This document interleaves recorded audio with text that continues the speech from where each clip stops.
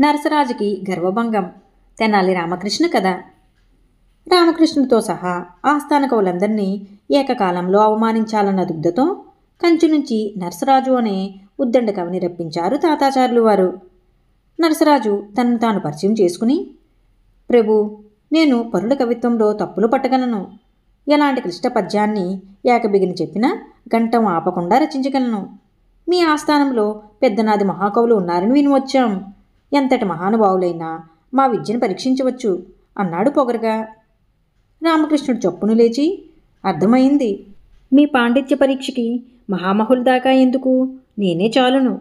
ముందు మీరు గంటం పడతారా, కవిత్వంలో తప్పులు పడతారా అని అడిగాడు హేళనగా. నరసరాజు నిర్లక్ష్యంగా తలెగరేస్తూ, గంటమే పడతాను, పద్యం చెప్పండి అన్నాడు. అయితే రాయండి. త్రువ్వుట బాబా అన్నాడు రామకృష్ణుడు. ఆ పదప్రయోగానికి దిమ్మెరిపోయాడు నరసరాజు. ఆ పద్యాన్ని ఎలా రాయాలో అర్థం కాక, ఇంకోసారి చెప్పండి అన్నాడు.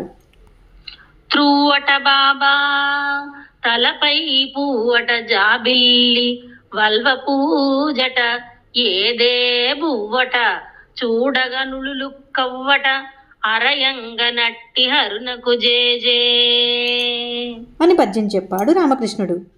కానీ ఆ పద్యాన్ని ఎలా రాయాలో తోచగా ఆగిపోయాడు నరసరాజు. రామకృష్ణుడు అతడి వైపు చురచురా చూస్తూ, గంటం ఆగదన్నారుగా, ఆగిందే అని ప్రశ్నించాడు. నరసరాజు సమాధానం చెప్పలేక గుడ్లప్పగించి చూశాడు. రామకృష్ణుడు మండిపడుతూ, చెప్పిన పద్యమే రాయలేనివాడివి పరుల కవిత్వంలో తప్పులు పడతావే, అంత మునగాడివా నువ్వు? తెలియనివన్నీ తప్పులని దిట్టకనాన సభాంతరంబునన్ పలుకగరాదు రోరి పలుమారు పిశాచపు పాడెకట్ట నీ పలికిన నోట దుమ్ముపడ భాగ్యమెరుంగవు పెద్దలైన వారల నిరసింతువా ప్రగడరాన్నరస విరస తుసా బుసా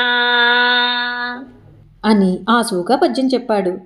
అంతే, తన తప్పుకి శిక్షగా టప్టప్పా లెంపలేసుకున్నాడు నరసరాజు. ఒక్కసారిగా సభంతా కరతాళధ్వనులతో దద్దరిల్లిపోయింది. ఈ కథ మీకు నచ్చినట్లయితే లైక్ చేయండి, షేర్ చేయండి. మరిన్ని మంచి కథల కోసం మా సంపత్ ఛానల్ని సబ్స్క్రైబ్ చేసుకోండి.